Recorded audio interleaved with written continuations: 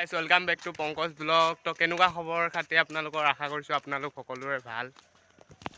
আজি মোৰ অন্য এটা ভিডিঅ'লৈ আপোনালোকক স্বাগতম জনাইছোঁ সকলোকে। তেনে মোৰ থেম্বনেইলটো চাই আপোনালোক সকলোৱে হয়তো কি টপিকত আজি ভিডিঅ'টো হ'বলৈ গৈ আছে, কোনটো টপিকত হ'বলৈ গৈ আছে আপোনালোকে হয়তো গম পাইছে। তেন্তে ব'লক ভিডিঅ'টো ষ্টাৰ্ট কৰোঁ, লাষ্টলৈকে চাই থাকিব, তেন্তে একেবাৰে হনুমান মন্দিৰতে লগ পাম আৰু।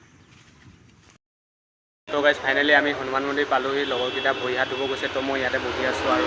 তো হনুমান মন্দিৰটো অকণমান 1 মিনিট 2 মিনিটৰ পাছতে আপোনালোকক হনুমান মন্দিৰটো দেখাই দিম ভালদৰে।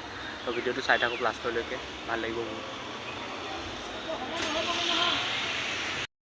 দেখিব পাৰিছে এয়া হনুমান মন্দিৰ গেট, এইটো চাওক।